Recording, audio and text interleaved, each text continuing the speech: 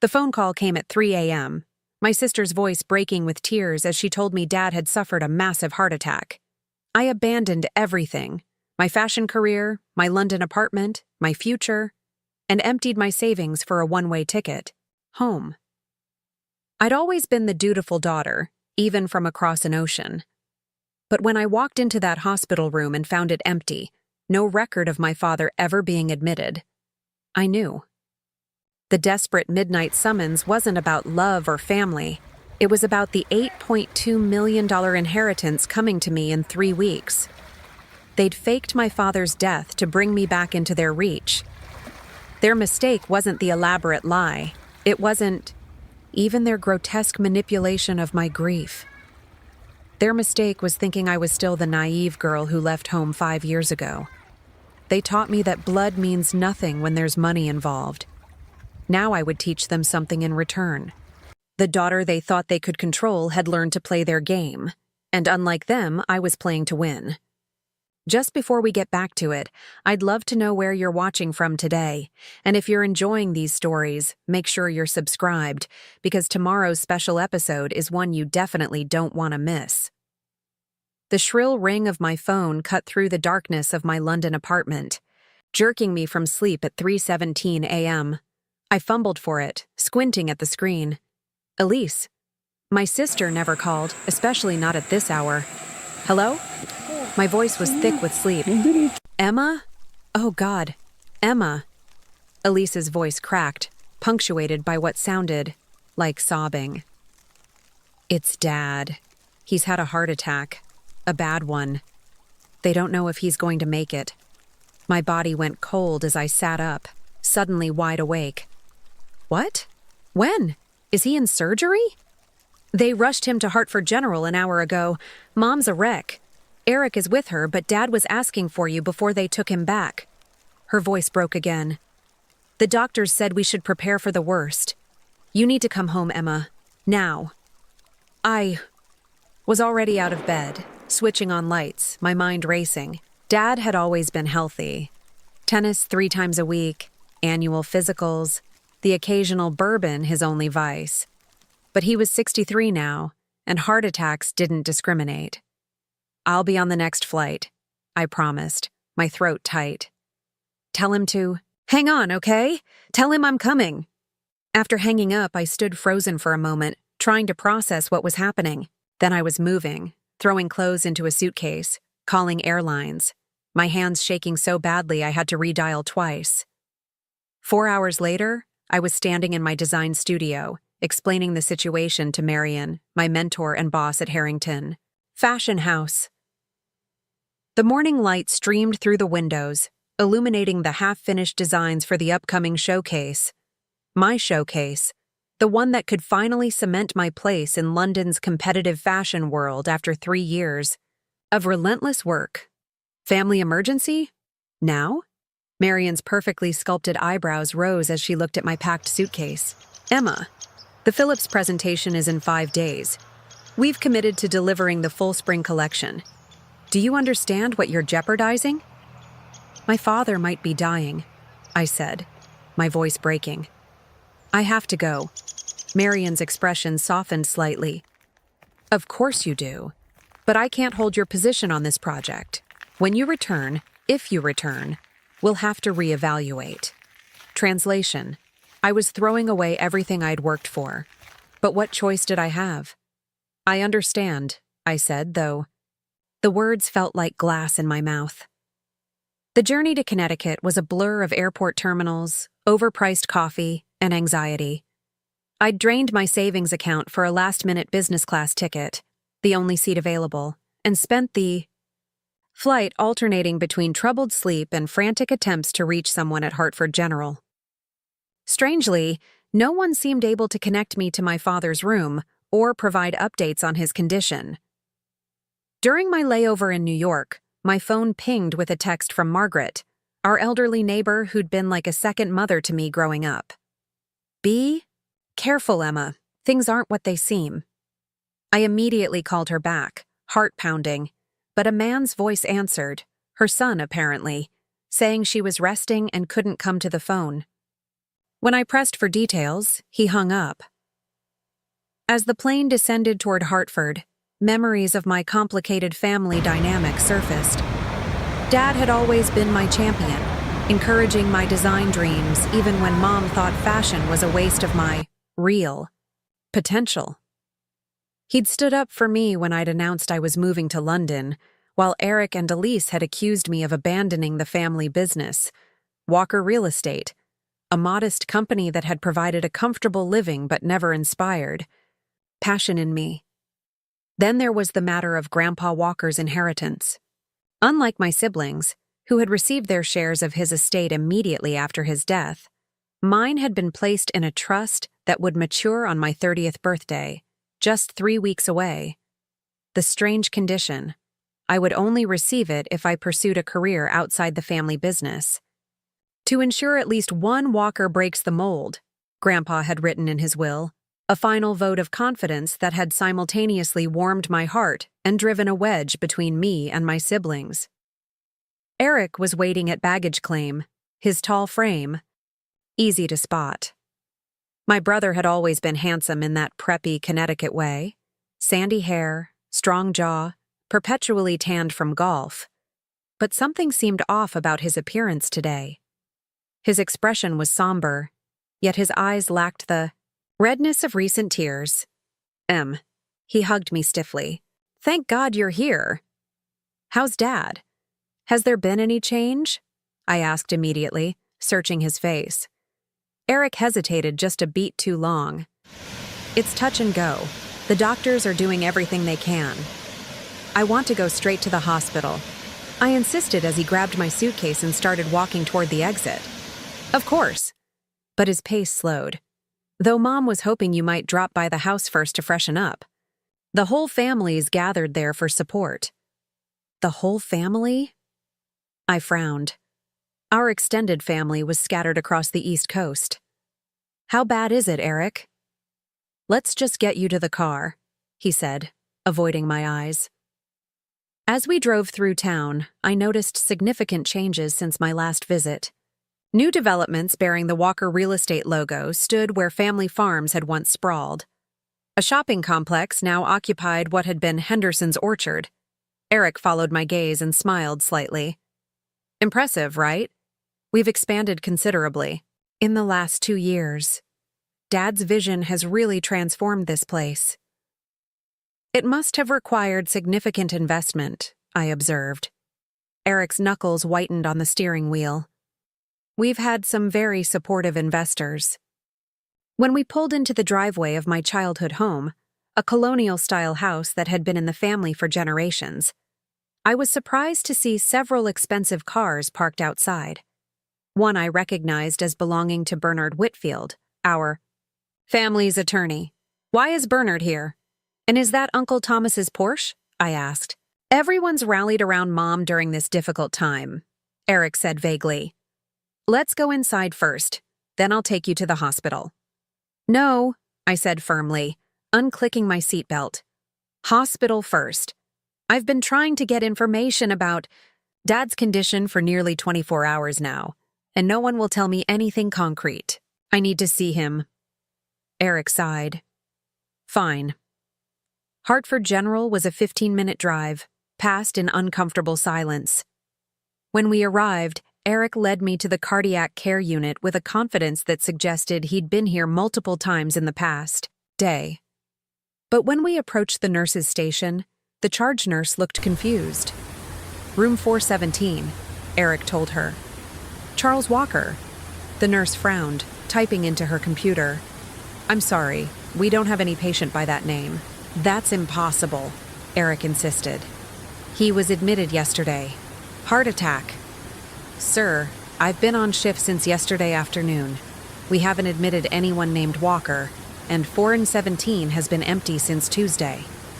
I turned to my brother, whose face had drained of color. Eric, what's going on? There must be some mistake, he stammered. Maybe they moved him. To another hospital? I asked coldly, the pieces starting to click together. Margaret's cryptic warning, the avoided questions, Bernard's car in our driveway. Let's go back to the house, Eric said, his voice low.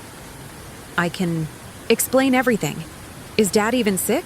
I demanded, loud enough that several people in the waiting area turned to look. Eric grabbed my arm, pulling me toward the exit. Not here, Emma. Get your hands off me. I yanked away from him. Tell me the truth right now, or I swear to God I will cause a scene you won't believe. Eric's shoulders slumped. Dad's not here, he admitted quietly. He's at home. He had a minor health scare. Not a full heart attack. We may have exaggerated the severity. The betrayal hit me like a physical blow.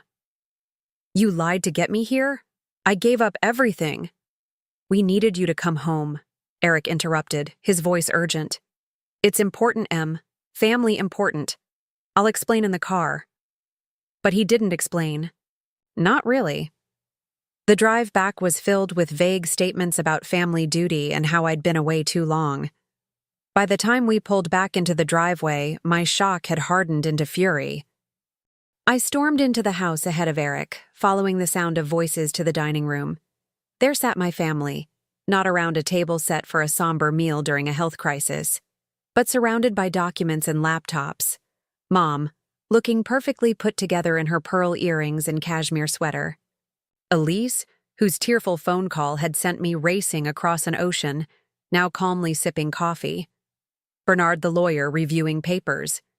And Dad, my supposedly critical, possibly dying father, standing by the window with a tumbler of bourbon, looking as robust as he had at Christmas 2 years ago.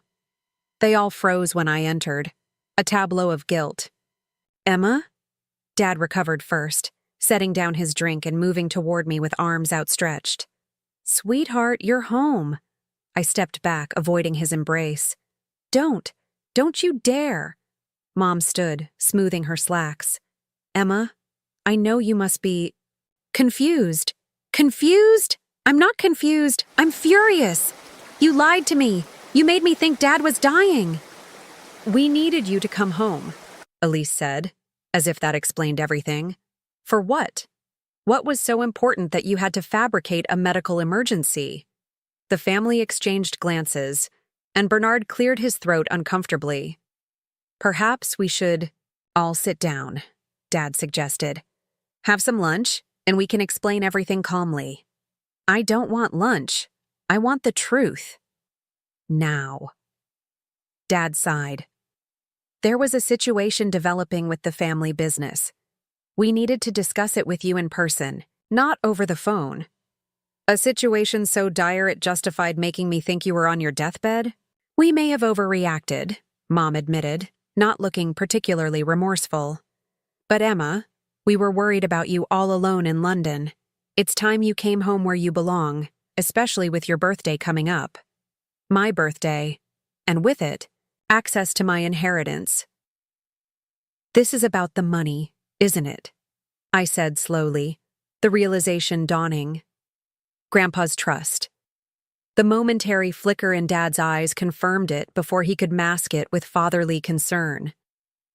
This is about family, he countered. About securing the Walker legacy that your grandfather worked so hard to build. Now, why don't you go upstairs, rest a bit, and we'll have a proper family dinner tonight to discuss everything. I wanted to scream, to throw something, to book the next flight back to London. Instead, I nodded stiffly and headed upstairs to my old bedroom, which looked unnervingly unchanged since high school, as if preserved in amber, waiting for my return. Once alone, I sank onto the edge of the bed, trembling with rage and hurt. My phone buzzed with a text from an unknown number. Meet me at Pete's Diner at 9 p.m. Come alone. Margaret. I now understood her warning. Dinner was an excruciating exercise in pretense. Mom had prepared my favorite childhood meal, pot roast, with roasted potatoes, clearly part of the manipulation strategy. The conversation remained superficial, though I caught significant glances exchanged between my parents whenever the topic veered toward my life in London or my upcoming birthday. After dinner, Dad invited everyone for brandy in his study, but I begged exhaustion and jet lag. No one protested too much. They probably wanted to strategize without me present anyway. In my room, I changed into jeans and a dark sweater, then slipped out the back door at 8:45. Pete's Diner was within walking distance, a 24-hour establishment that had barely changed since my high school days. Margaret sat in a corner booth, her silver hair neatly styled as always, hands wrapped around a mug of tea. At 78, she remained sharp-eyed and formidable, a retired English teacher who had taught generations of Walker children and never minced words with any of us.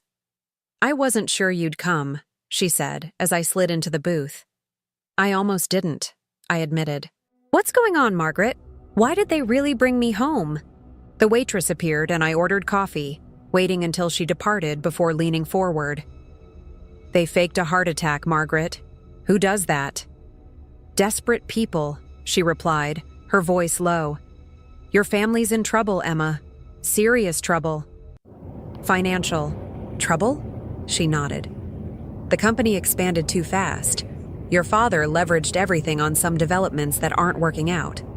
Now the investors are getting nervous, loans are being called in, and there are whispers about improper financial practices. I thought of the new buildings bearing our name, the expensive cars, Eric's evasiveness about financing, and they need my inheritance to bail them out. Bingo." Margaret reached into her handbag and pulled out a folded newspaper, sliding it across the table. It was a business section from 3 months ago, featuring a small headline: Walker Developments.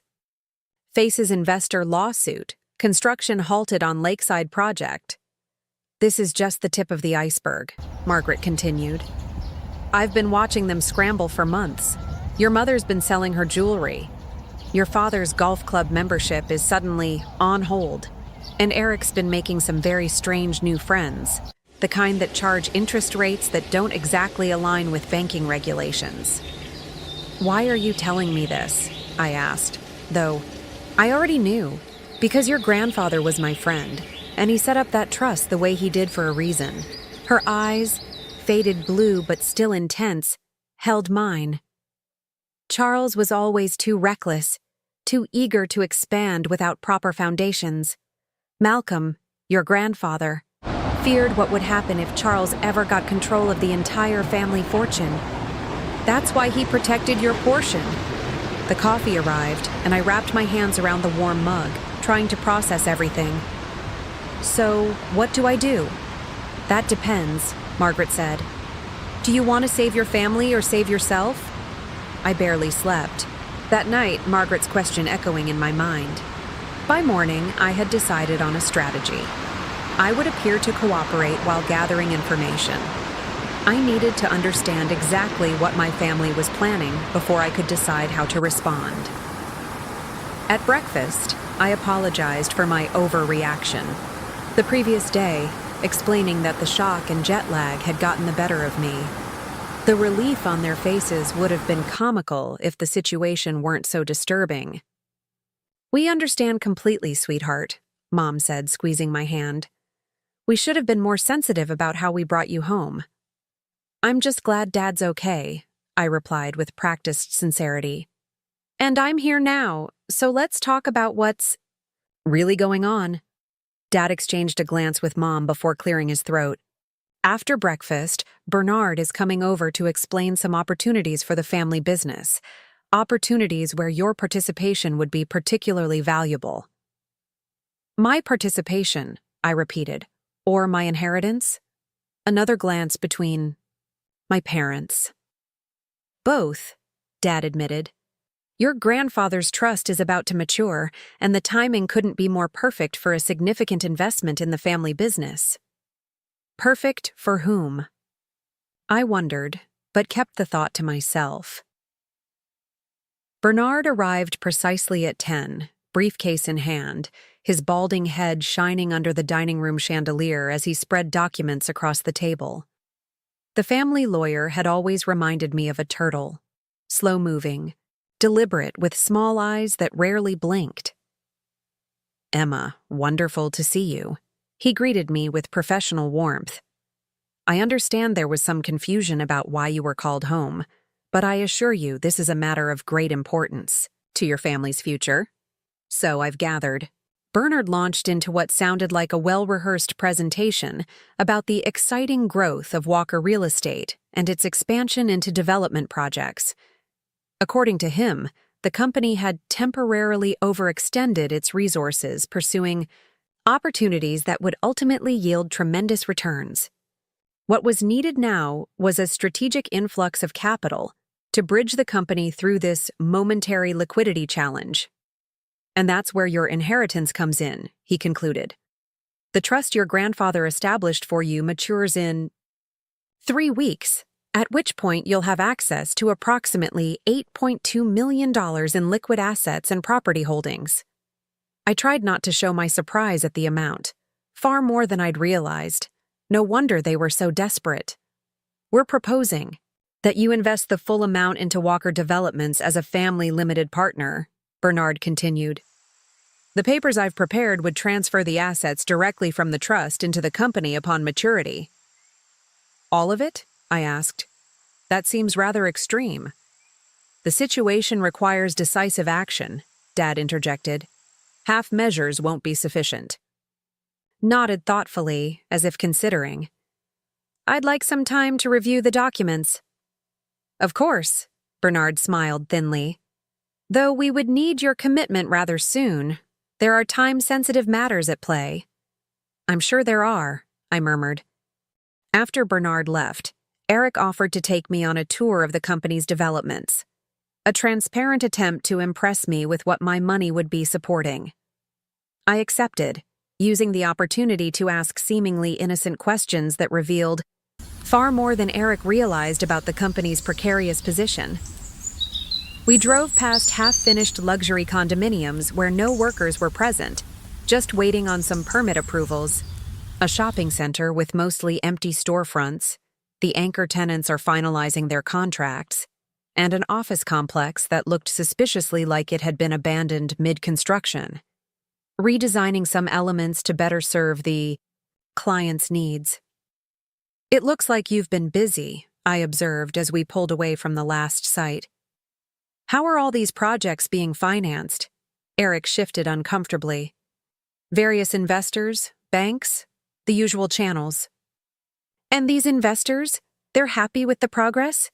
His knuckles whitened on the steering wheel again. There have been some delays, nothing unusual in development. Hence the need for my money. Your investment, he corrected quickly. It's not like we're asking for a handout, Emma. You'll be a full partner. In what, exactly? I wondered silently. That evening, Mom cornered me in the kitchen as I made tea. For the first time, I noticed the strain around her eyes, the slight tremor in her usually steady hands. Emma, she began hesitantly. I know yesterday was shocking, and I'm truly sorry about the deception. But you have to understand, we're facing a very difficult situation.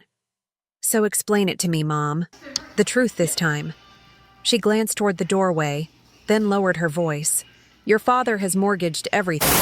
The house, my inheritance from my parents, our retirement funds. If these projects don't start generating returns very soon, we'll lose it all. For a moment, her vulnerability seemed genuine, and I felt a flicker of sympathy. Then she continued, That's why we need your inheritance, Emma. It's the only way to save the family.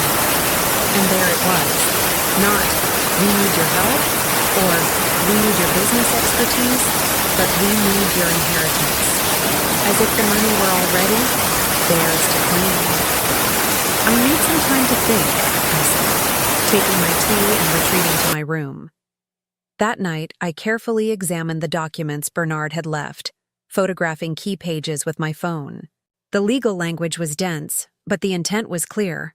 Upon my 30th birthday, all assets from my grandfather's trust would be immediately transferred to Walker Developments, with me receiving only a minority partnership interest that could be diluted at the board's discretion, a board controlled by my father and brother. In essence, I would hand over my entire inheritance and receive almost nothing in return except the privilege of helping bail out my family's failing business. In my childhood desk drawer, I found an old letter from my grandfather, tucked inside my high school yearbook. The yellowed paper crackled as I unfolded it. My dear Emma, by the time you read this, I will likely be gone. I've set aside your portion of the inheritance in a way that protects it from those who might see it as a solution to problems of their own making. Trust your instincts, especially when it comes to family. The Walker determination runs strong in you, but remember that it can be both a blessing and a curse. Love always. Grandpa. I traced his familiar handwriting with my finger, feeling a renewed connection to the man who had seen this coming years ago. The next morning, I made a crucial call to James Sullivan, my grandfather's former attorney who had established the trust. Now retired in Florida, he sounded surprised to hear from me but quickly grew serious when I explained the situation. This is exactly what Malcolm feared, he sighed. Your father tried to contest the terms of the trust right after Malcolm died, you know. Wanted all the money consolidated under the family business. Can they access it without my consent? I asked. Absolutely not. The trust was ironclad. Only you can authorize any transfer of assets once you turn 30. In fact, he added, there are additional protections I built in at Malcolm's insistence. If anyone attempted to coerce or manipulate you regarding the trust, there are provisions that could redirect the assets to charitable foundations instead. A weight lifted from my shoulders. So they can't force me to sign anything. No, they cannot. But Emma, his voice grew cautious, if they're desperate enough to fake a medical emergency, they may be desperate enough for other measures. Be careful. I spent the day playing the role of the dutiful, considering daughter, asking questions about the business that made my family believe I was seriously contemplating their proposal. With each conversation, I gathered more evidence of their financial mismanagement and increasingly desperate situation. By evening, I had pieced together a disturbing picture. Walker Developments had essentially been operating as a Ponzi scheme for the past 2 years, using new investor money to pay returns to earlier investors while funding my family's lavish lifestyle. My inheritance was their last hope of avoiding not just bankruptcy, but potentially criminal charges for fraud. As I prepared to meet Margaret again to share what I'd learned, Elise knocked on my bedroom door. My sister had always been the family diplomat, the one sent to smooth over difficult situations with her charm and persuasive skills. Hey, she said, leaning against the doorframe. Want to get out of here for a bit? Shopping, maybe? There's a new boutique downtown that reminds me of your style. The invitation was so transparent I almost laughed. But a girl's day out might provide opportunities for more information. Sure, I agreed. That sounds nice. The boutique was exactly what I'd expected, overpriced and uninspiring, but it provided the pretext for lunch afterward at a trendy cafe where Elise could pretend we were just sisters reconnecting. 3 glasses of wine into the meal, her carefully constructed facade began to crack. You don't know what it's been like, she complained, spinning her empty glass between manicured fingers. Dad's been impossible, constantly changing plans, making promises to investors he can't keep.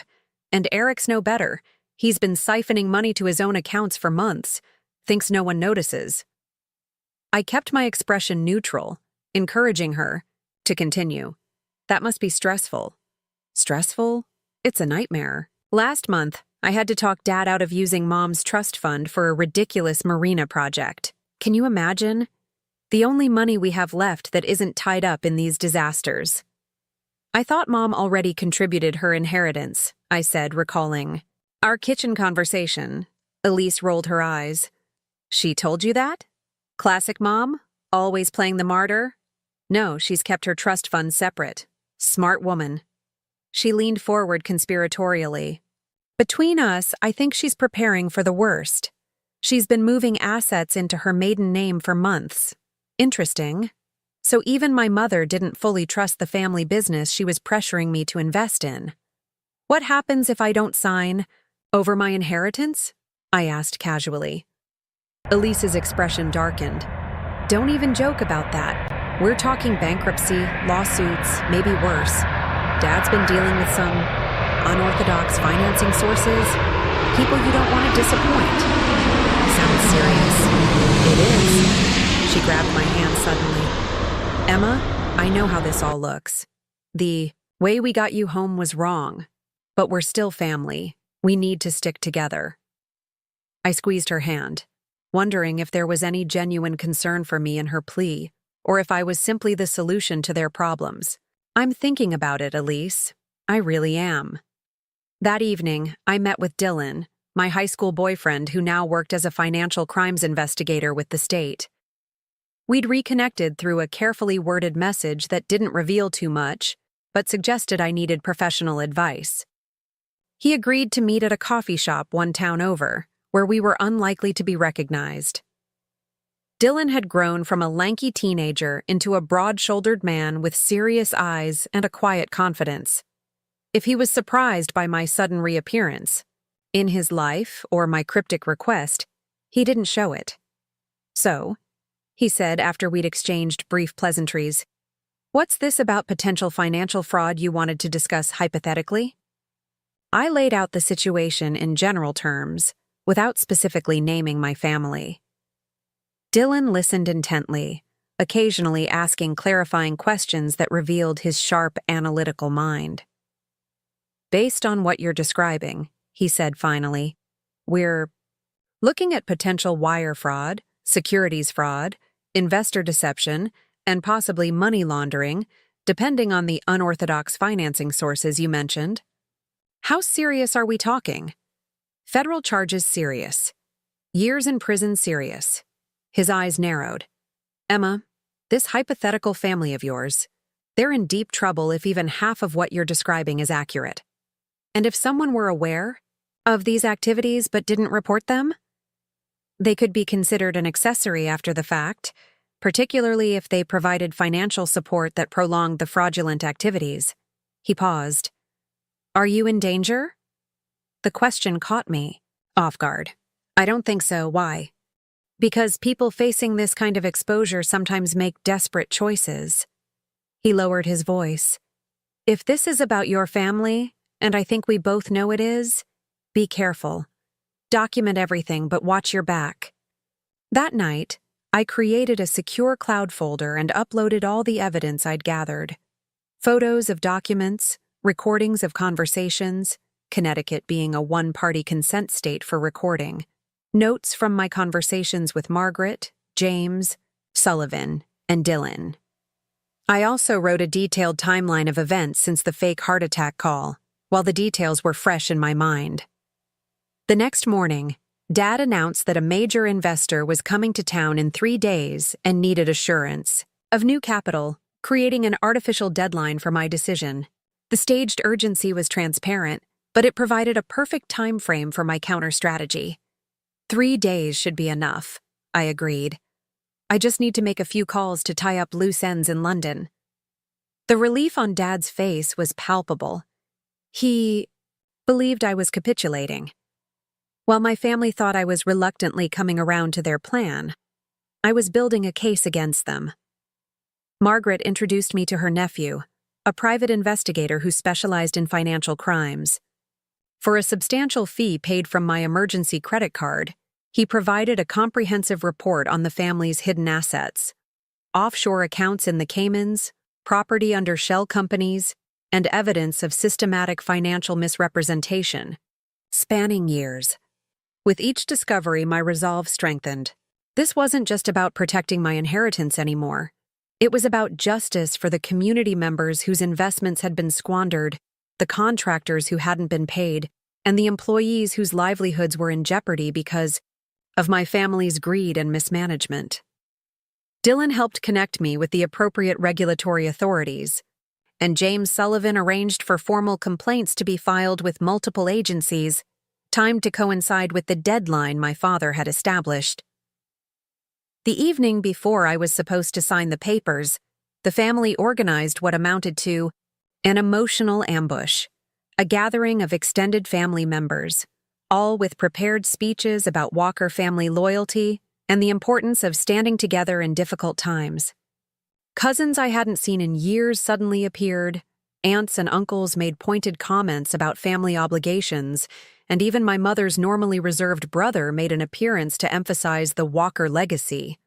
I sat through it all with a polite smile, playing my part as the dutiful daughter considering her family's pleas.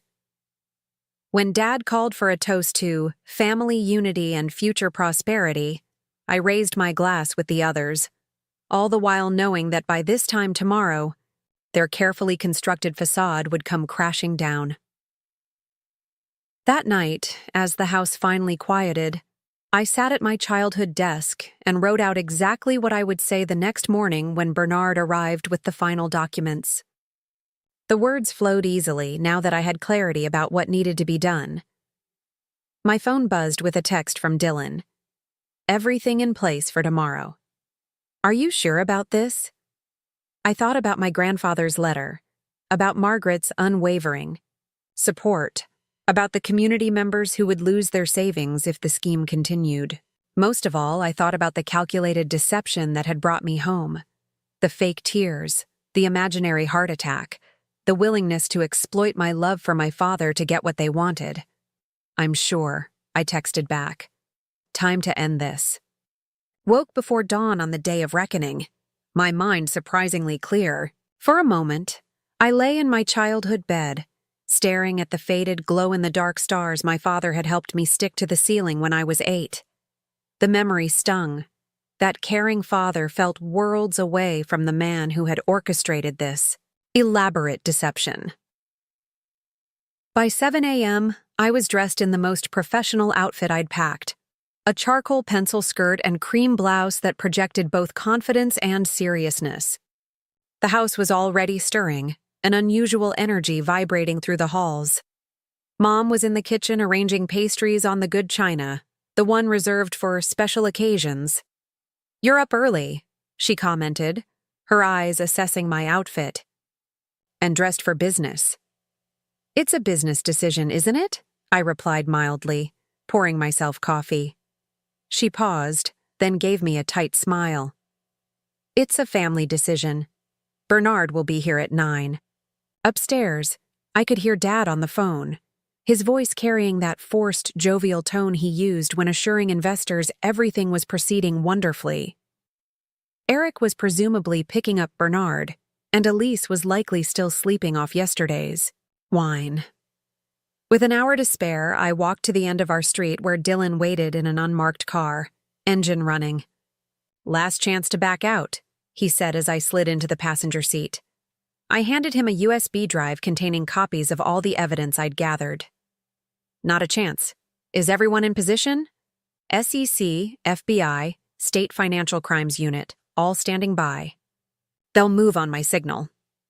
His expression grew serious. "Emma, you understand what this means for your family, right? There's no putting this genie back in the bottle." "I know exactly what it means." I thought of the investors who would lose everything if the scheme continued, of the employees who would eventually be left without jobs or pensions when it inevitably collapsed. This isn't just about me anymore. Back at the house, Eric had returned with Bernard, who was setting up his documents on the dining room table with the precision of a surgeon preparing instruments. Dad stood nearby, a tumbler of bourbon in his hand despite the early hour. Mom was adjusting flower arrangements, a nervous habit from her days as a society hostess. "Where's Elise?" I asked, noticing my sister's absence. "Getting dressed," Mom replied. "She'll be down soon." Dad cleared his throat. "Before we get started with the formalities, Emma, I want to thank you for thinking this through rationally. I know it was a shock initially, but you've proven yourself a true Walker by putting family first." The irony of his statement might have been amusing under different circumstances. Bernard motioned me to the table. "I've prepared the final transfer documents based on our discussions. Once signed, these will take effect on your 30th birthday, transferring the trust assets directly into Walker Development's accounts." I took the seat opposite him, scanning the papers with deliberate slowness. I'd like to understand exactly what I'm signing first. Would you mind explaining each document for the record? I placed my phone on the table, its recorder function already running. Bernard glanced at Dad, who nodded impatiently. Of course, though it's quite straightforward. As Bernard launched into his explanation, the front doorbell rang. Mom frowned, clearly not expecting visitors. Who could that be at this hour? I'll get it, Eric offered, but I was already on my feet. No need, I've got it. I opened the front door to find James Sullivan, my grandfather's lawyer, flanked by 4 serious-looking individuals in suits. Behind them, Dylan stood with several uniformed officers. James, I said, loud enough for everyone inside to hear. Thank you for coming. Please, all of you, come in. The look on Dad's face as the group filed into our foyer was worth every sleepless night of the past week, shock giving way to confusion, then dawning horror as badges were displayed and introductions made. Charles Walker? One of the suits stepped forward. I'm Special Agent Heather Reynolds with the FBI. We have a warrant to search these premises and seize financial records related to Walker developments. Mom appeared in the doorway, her face draining of color. What is the meaning of this? Mrs. Walker, another agent, addressed her. I'm from the Securities and Exchange Commission. We're investigating allegations of securities fraud, wire fraud, and investor deception. All eyes turned to me, realization dawning in their expressions. Emma? Dad's voice was dangerously low. What have you done? I met his gaze steadily. I've done what Grandpa would have expected of me. I've protected his legacy, the real one, not the house of cards you've built. I stepped aside as officers moved past me with their search warrants, heading directly for Dad's study and the company. Files kept in our basement. You have no idea what you've done, Dad hissed, his charming facade completely gone now. Do you think you're some kind of hero? You've just destroyed this family. No, Dad. You did that when you decided to lie, cheat, and steal. And when you faked a heart attack to manipulate me into funding your fraud? Bernard was trying to gather his papers, but an SEC agent stopped him. Those documents are potential evidence, sir. Eric lunged toward me, his face contorted with rage, but Dylan stepped between us. That would be a very poor decision, Mr. Walker. You. Little bitch, Eric snarled over Dylan's shoulder. You think you're so smart? You have no idea who you're dealing with, what connections Dad has. We'll beat this, and when we do, that's enough, the FBI agent interrupted. Mr. Walker, please, step back or we'll have to restrain you. Mom collapsed into a chair, her perfect composure finally cracking. Emma, how could you do this to us? We're your family. That's why I had to do it, Mom. Because real family doesn't exploit each other. Real family doesn't lie and manipulate to get what they want. I opened my briefcase and pulled out the folders of evidence I'd compiled. I found the records of what you did to Aunt Rebecca. Dad's sister, the one you told me died of cancer. She didn't, did she? Dad did the same thing to her that you tried to do to me, only she didn't have anyone to warn her. Dad's face went pale. Who told you about Rebecca? Public records are amazing things, I replied. So are death certificates that list suicide as cause of death, not cancer. And old news articles about sisters contesting wills and losing everything. Elise appeared on the stairs, still in her robe, gaping at the scene below. What's happening? Your sister has decided to betray the family, Dad snapped. No, I corrected him. I've decided to stop the family from betraying everyone else. Do you know how many people in this town have invested their retirement funds in your projects? How many contractors you've left unpaid? How many employees will lose everything when this all comes crashing down? We could have fixed it with your money, Eric insisted. One investment, and we would have turned everything around. Like you've turned around the last 3 sure things? I shook my head. This wasn't about saving the business. It was about saving yourselves from the consequences of your actions, and I won't be part of it. As agents continued to search the house, more details of the family's financial crimes emerged. Dad had been running what amounted to a Ponzi scheme for years, using new investor money to pay returns to earlier investors while skimming millions for the family's lifestyle.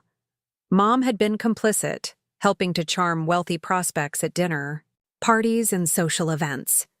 Eric had specialized in falsifying financial projections, while Elise managed the web of shell companies that obscured their activities. "Charles Walker, you're under arrest," Agent Reynolds announced, reading him his rights as another officer produced handcuffs. Dad fixed me with a final, venomous glare as the cuffs closed around his wrists. "You're no longer my daughter. I stopped being your daughter the moment you saw me as nothing but a solution to your financial problems," I replied, my voice steadier than I felt. Mom and Eric were also placed under arrest, their rights read to them as they were led to separate vehicles. Bernard was taken in for questioning, his professional demeanor crumbling as he realized the legal jeopardy he faced for his role in the scheme. Only Elise remained temporarily free, as her involvement appeared less direct than the others. As officers escorted her upstairs to dress before questioning, she paused beside me. "You could have warned me," she whispered, "given me a chance to get out. Like you warned me about what was really happening when you called me in London?" I countered.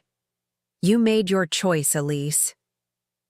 As the last police car pulled away from our driveway, I stood on the porch with Margaret, who had arrived to offer support.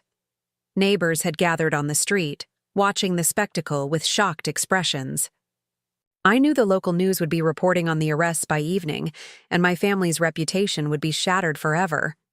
"What will you do now?" Margaret asked gently. I looked at my childhood home, now marked with crime scene tape.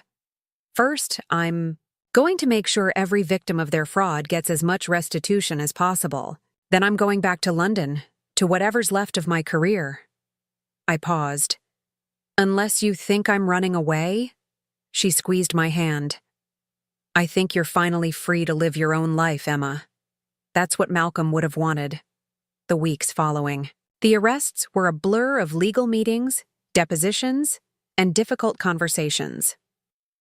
I worked with the authorities to identify all the victims of my family's fraud, personally meeting with many of them to explain what had happened and the steps being taken to recover their money. My inheritance trust matured as scheduled on my 30th birthday. Working with James Sullivan, I established a restitution fund for investors and contractors who had been defrauded, using a significant portion of the trust assets while maintaining enough for my future security. The legal case against my family moved swiftly, with overwhelming evidence leading all of them to seek plea agreements rather than face trial. Dad and Eric received substantial prison sentences for their central roles in the fraud scheme. Mom and Elise negotiated lesser sentences in exchange for cooperation, providing information that helped recover additional hidden assets. Bernard, the family attorney, lost his license to practice law and faced his own criminal charges for his role in facilitating the fraud. 3 months after the arrests, I returned to the county courthouse for my father's sentencing hearing. He refused to look at me as he was led into the courtroom in his orange jumpsuit, handcuffs clinking with each step. The powerful, confident man who had dominated our family was gone, replaced by someone diminished and bitter. When given the opportunity to address the court, Dad finally turned toward me. "I built everything for my family," he said, his voice raspy from disuse. "Everything I did for them, for the Walker name. My own daughter destroyed that legacy out of spite." The judge was unimpressed. "Mr. Walker, the court has heard testimony from dozens of victims who trusted you with their life savings. You betrayed that trust systematically and repeatedly over many years. Your legacy was built on fraud and deceit, and your daughter showed remarkable courage in bringing that truth to light." Dad received 15 years in federal prison.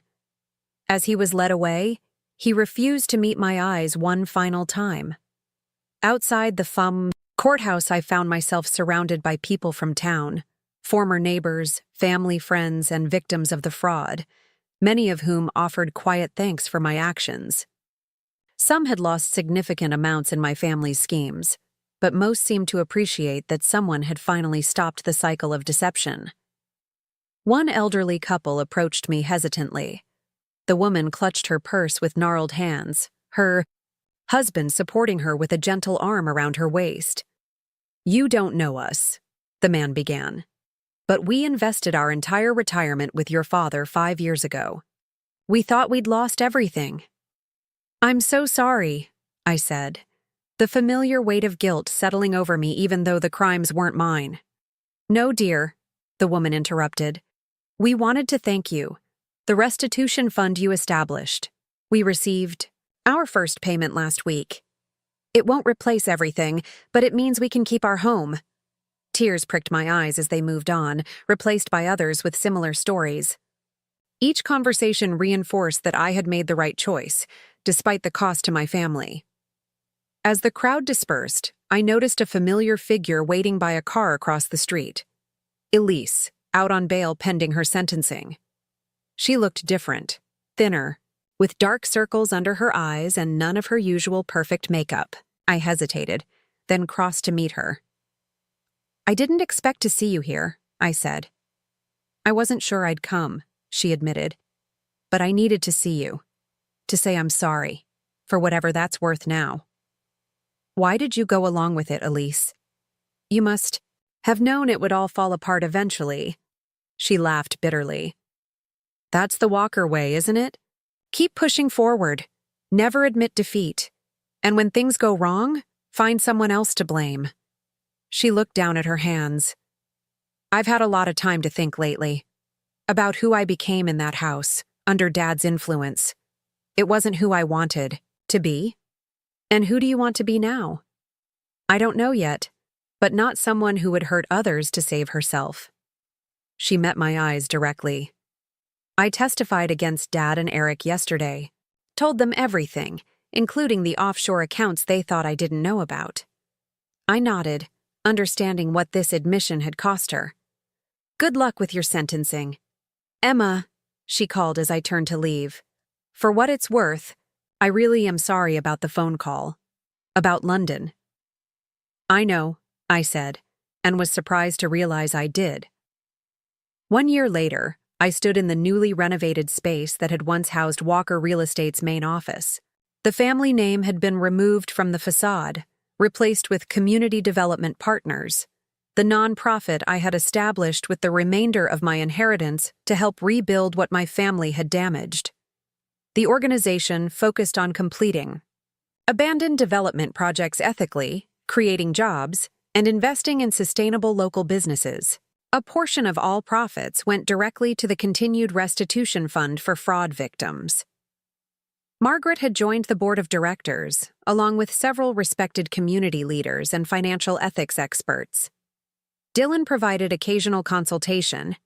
On financial compliance, our professional relationship gradually warming into something more personal as the months passed.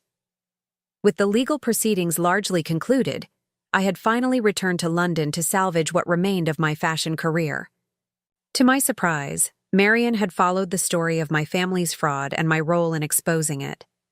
Rather than holding my abrupt departure against me, she offered me a partnership opportunity in her new venture, a sustainable fashion line emphasizing ethical production and fair labor practices. "You've proven you have integrity as well as talent," she told me. "That's rarer than you might think in this industry." I divided my time between London and Connecticut, gradually rebuilding my life, while helping others rebuild theirs. The media attention around the case eventually faded, though occasional articles about the heiress who took down her family's fraud empire still appeared in financial publications. On a crisp autumn day, I made the difficult journey to the federal women's prison where my mother was serving her 3-year sentence. I hadn't planned to visit, but a brief, surprisingly vulnerable letter from her had arrived at my London flat, and something in her words had compelled me to come. The visiting room was institutional and depressing, but Mom had maintained as much of her dignity as possible in her prison uniform, her hair neatly styled, back straight as always. "Emma," she said, genuine surprise in her voice. "I didn't think you'd come." "Neither did I admitted, taking the seat across from her. We sat in uncomfortable silence for several minutes before she finally spoke. "I've had a lot of time to think in here, about the choices I made, the person I became. And I realized I lost sight of what actually mattered." She twisted her hands together, the gesture so uncharacteristic it caught me off guard. "I was so focused on maintaining appearances, on the Walker name and reputation, that I justified everything your father did as necessary." "It wasn't necessary, Mom. It was greed." "Yes," she agreed, surprising me again. "For your father, it was. For me," she paused. "I was afraid of losing everything, of what people would think if they knew we were failing. And that fear made me cruel, especially to you. I thought of the decades of pressure, the criticism of my career choice, the constant implication that I wasn't doing enough for the family. Why was I always the outsider, Mom? Even before I moved to London? Because you reminded me of who I could have been if I'd had your courage." Her eyes filled with tears, another shocking departure from the controlled woman I'd known. "I had dreams once too before I married your father. Art school scholarships I turned down because my parents thought it impractical. I didn't know that. No one did. I buried that part of myself so deeply I almost forgot it existed." She wiped her eyes with the back of her hand. "When you chose your own path despite our disapproval, it stirred up all those old regrets. It was easier to resent you than to face my own choices." It wasn't an excuse for what she'd done, but it was perhaps the most honest conversation we'd ever had. We talked for the remainder of the visiting hour, not resolving everything. That would take years if it was possible at all, but establishing a tentative foundation for whatever relationship might emerge from the rubble of our past.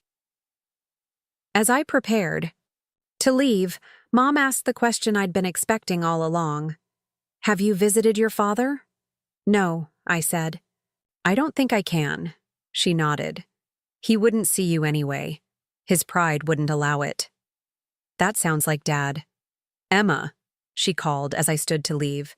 "What you did with the restitution fund, it was the right thing. I want you to know I see that now."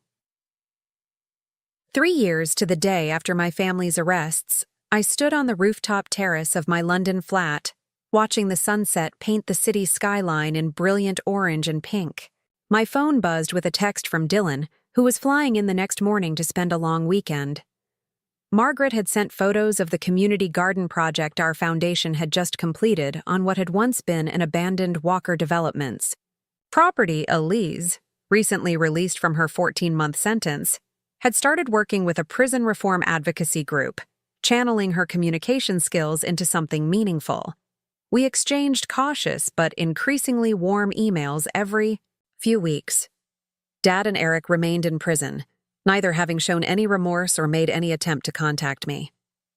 That pain would always be there, a dull ache beneath my ribs when I thought of them, but it no longer defined me.